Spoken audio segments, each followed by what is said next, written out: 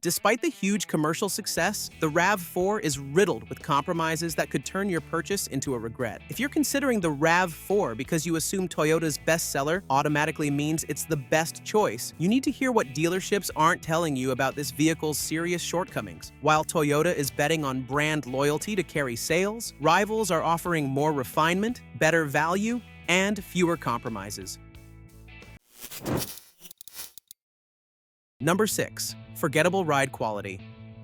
Picture your typical Wednesday morning commute. Every pothole, every expansion joint, every patch of broken pavement sends a jolt through the cabin that rattles your nerves before you've even made it to the office. The current generation RAV4 handles these imperfections with all the grace of a shopping cart with a wobbly wheel. Suspension tweaks can only accomplish so much when the fundamental architecture remains unchanged. The reality is that you're getting evolutionary changes, not revolutionary ones. Competitors like the Honda CR-V and Mazda CX-5 are delivering noticeably smoother, more composed rides. The CR-V absorbs bumps with a level of refinement that makes long highway trips genuinely comfortable. The RAV4, it's functional, but it's not going to pamper you. And when you're dropping north of $30,000 on a vehicle you'll be driving every single day. Functional shouldn't be the ceiling of your expectations, but a mediocre ride is just the beginning of the compromises you'll be making, because Toyota is also forcing a powertrain decision that's going to frustrate traditional buyers.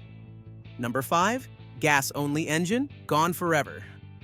The new RAV4 is going hybrid only. There's no conventional gas engine option anymore. Toyota is marketing this as a revolutionary leap forward. And yes, for buyers who've been waiting for better fuel economy, this change delivers real benefits. But let's talk about what Toyota isn't saying. Many buyers simply don't want the complexity of a hybrid system. They want the straightforward simplicity of a traditional engine. No battery pack to worry about, no electric motors, no concerns about long-term hybrid component reliability. These buyers are now being forced into a powertrain they never asked for. Think about what happens 8 or 10 years down the road when that hybrid battery starts losing capacity. You're not just looking at decreased fuel economy, you're staring down a repair bill that could easily hit $4,000 or $5,000. Meanwhile, a conventional gas engine, spark plugs, oil changes, maybe a timing belt, all routine maintenance that any mechanic can handle. Hybrid systems add weight, they add complexity, and they introduce components that most independent shops aren't equipped to service properly. Meanwhile, competitors like the Nissan Rogue and Kia Sportage are still offering conventional gas engines alongside their hybrid options. They're giving buyers a choice. Toyota is taking it away. For someone who just wants a reliable, uncomplicated compact SUV, the RAV4 is no longer that vehicle. And if you think forced hybrid powertrains are the only way, Toyota is limiting your options. Wait until you see what they've done with the interior controls. Number 4. Ergonomics take a step backwards. The RAV4 built its reputation on being practical and functional. No frills, just straightforward usability. That philosophy is getting thrown out the window with this redesign. Toyota has gone all in on digitalization, and while the new cabin looks undeniably more upscale, they've sacrificed user-friendliness in the process. Climate controls are now buried in the touchscreen. Gone are the big, tactile knobs and physical buttons that let you adjust temperature or fan speed without taking your eyes off the road. Imagine you're driving on a sweltering summer afternoon, and the air conditioning isn't quite cutting it. In the old RAV4, you'd reach down without looking, twist the fan speed knob, feel that satisfying click, and get instant relief. In the new model, you're navigating through menus on a screen, taking your eyes off traffic, stabbing at digital buttons that require precise taps while the vehicle is bouncing over uneven pavement. This isn't progress, it's a regression dressed up as modernity. The 12.3-inch digital instrument cluster is crisp, the available 12.9-inch infotainment screen is impressively large, and the overall design aesthetic is a massive improvement over the previous generation. But when you're fumbling through digital menus to adjust the air conditioning on a hot day, that pretty interior is going to feel like a terrible trade-off. Speaking of trade-offs, those design upgrades might distract you from noticing something else. The RAV4 is no longer keeping pace with how polished its competitors have become. Number 3. Rivals are simply more polished.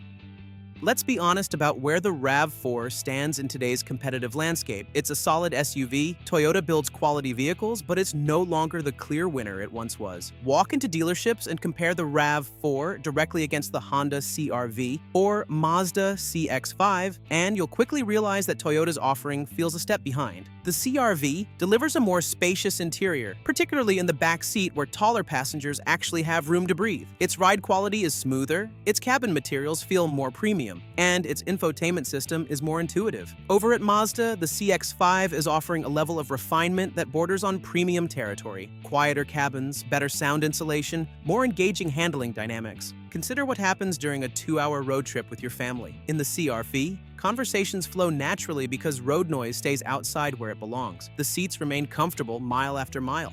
The RAV4, it gets you there, but the journey feels more utilitarian than enjoyable. Wind noise creeps in at highway speeds, the engine drone becomes noticeable during acceleration, and those less refined cabin materials start feeling cheap when you're spending extended time surrounded by them. And the gap gets even wider when you take these vehicles off pavement, where the RAV4's limitations become impossible to ignore. Number 2, off-road capability is barely there.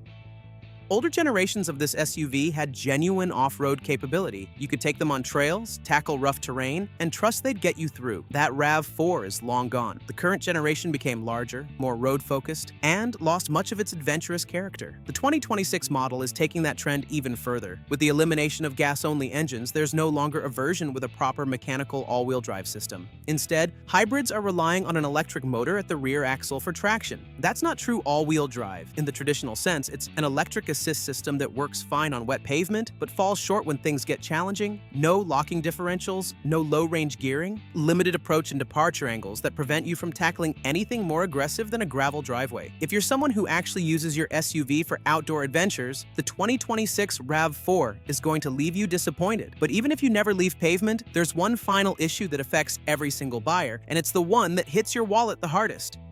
Number 1, the value proposition is disappearing.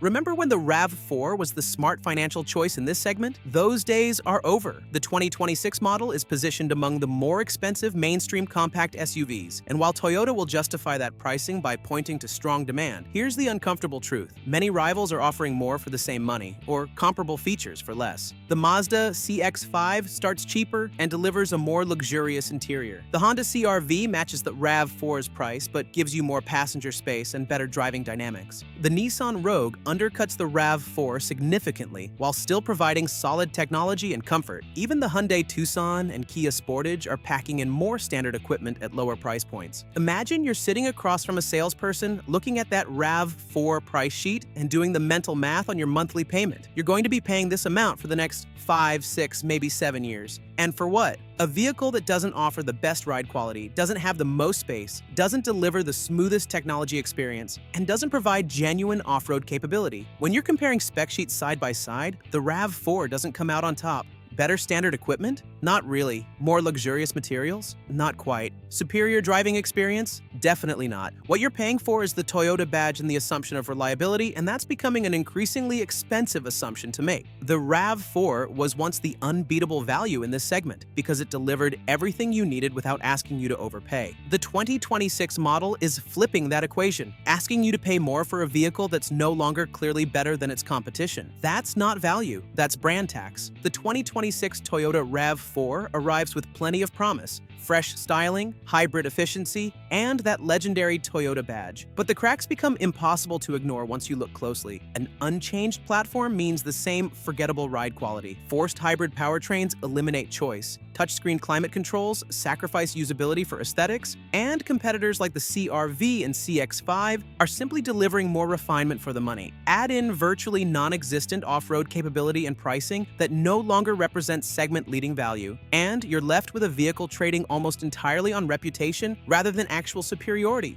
But don't think that the RAV4 is the only model in the class that leaves buyers wanting more. If you're leaning towards something that could be the best value in the segment, then you definitely have to check out our video that explains why the new Kia Sportage is so disappointing. The Sportage looks great and comes loaded with standard equipment, but it's hard to neglect its unrefined hybrid systems and underwhelming driving experience.